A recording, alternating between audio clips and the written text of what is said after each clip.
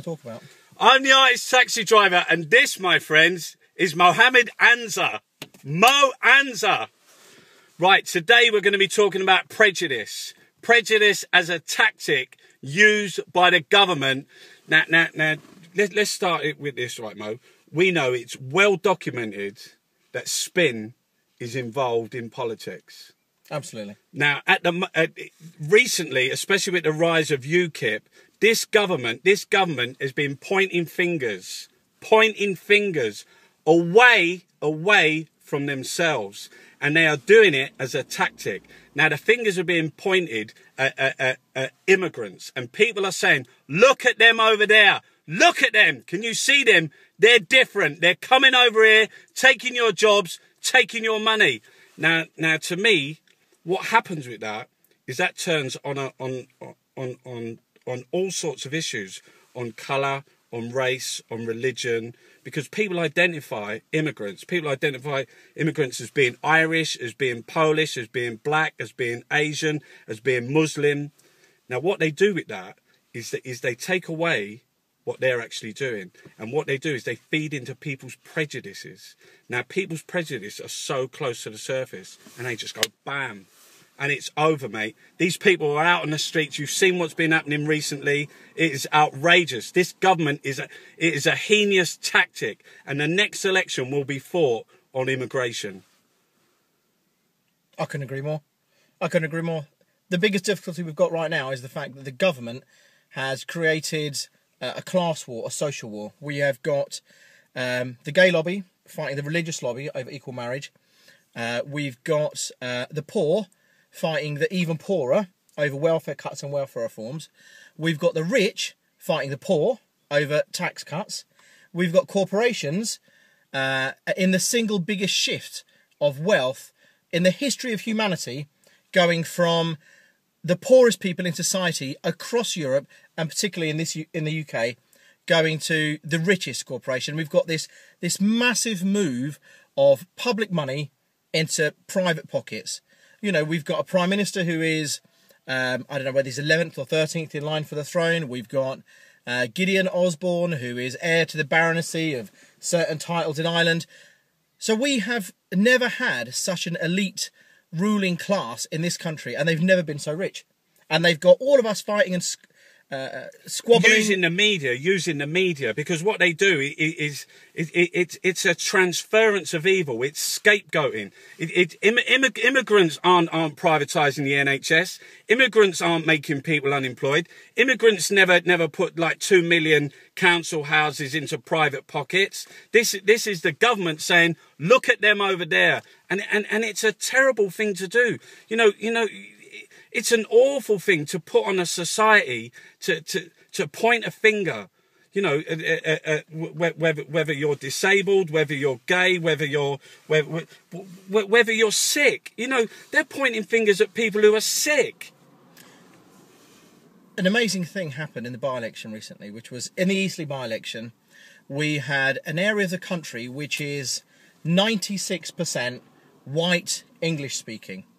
And they were whipped up into such a frenzy, such a hysteria by UKIP, that they felt that immigration was the #1 election issue.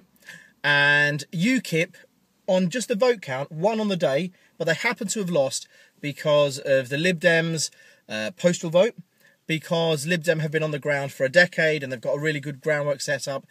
But this just goes to show one thing, and the press was right to focus on Eastleigh, because what it shows is that you can go to any white English suburb, town, city in this country where you're not suffering the policies that result from what they call or deem to be mass immigration. It's not mass immigration. And you can whip them up into such a hysteria, such a frenzy, you can control the message, and you can get them voting for the far right. Why is people's prejudices so raw, so bare? Why? I mean, you see it all across the globe. Do you know what I mean? Why is humans? Where is that fear of the other, the difference? How is that such a? I mean, it's incredible that it's so open. Look, obviously I'm a Muslim. In Islam, we're taught that we're all divided into nations and tribes, so we can recognise one another, not so that we can despise one another. The difficulty becomes when you have certain interests who realise that actually if we divide the people, while they're fighting amongst themselves, we can create great social change, we can do a smash and grab.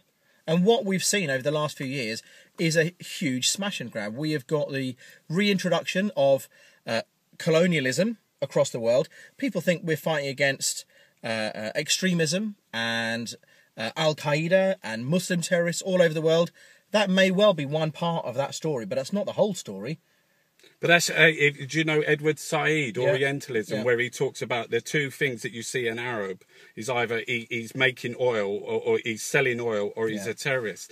And these myths, these things, they're perpetuated by the media. You know the BBC, how does the BBC keep this thing with Nigel Farage? I mean, there is not one UKIP MP. Yeah, they're banging away. They have him on Question Time more than anybody else. They have him on their telly. Even when they run their adverts about politics, there's him, this face, this, and these are racist. They are screaming against immigrants. They want to fight this divisive EU. They use that other one as well, talking about in out. It's a load of bollocks. The EU's got nothing concerning food banks. They're running a food bank agenda. There's food poverty. There's mass youth unemployment.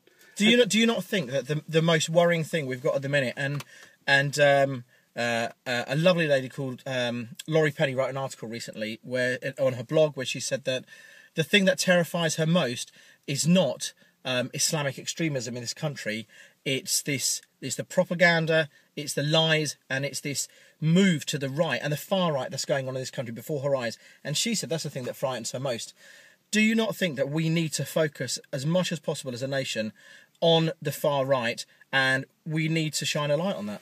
I think we do, but I mean, the main people that are driving this, who's the government, who's kind of like, they're just the officials, and you've got the media, which is the tool. But the main people behind this are the oil companies, are the banks, are the arms dealers, because they're the ones that are going to profit. They're the ones, they got billions at stake. They got billions. Come out saying like 37 billion has been spent on Afghanistan. That's an enormous amount of money to go into someone's pocket. Well, let's send a message then. Let's send a message to people watching this, which is, don't be divided. Don't be divided amongst yourselves. Don't buy into this rubbish, the idea that we have to fight amongst ourselves, that somehow that the poor are a blight on society. It is the corporations, it is the government who are failing to address the social needs. There's poverty. See, the reason why they've invented food banks, there shouldn't be any food banks. You imagine you ain't got a job and you got to go to Ian Duncan Smith. They should be looked after. Do you know, in your time of need, if you got cancer and you got a heart and you got kids, you lost your job, you're out. You got to go Ian Duncan Smith. He's going to send you onto the work fair, onto working for Tesco's. But these people know no shame. They want you on your hands and knees. They want you grovelling. Look, there's enough food to go round. There's enough money to go round. There is enough space. Immigrants add up to £2.5 billion a year to the exchequer, to the treasury. We've got an ageing population. We've got a pensions crisis, a welfare crisis. We live in a country which is more than 90% undeveloped, which is open, and we could have so much, even 2 or 3% of that land being developed. We could make so much difference to this society. Don't buy into the narrative of division. Don't buy into the narrative of hate. Don't support the far right, and stand shoulder to shoulder with people across the board and unite. That's the best message. I'm the Irish taxi driver, and this, my friend, is Mohammed Ansar.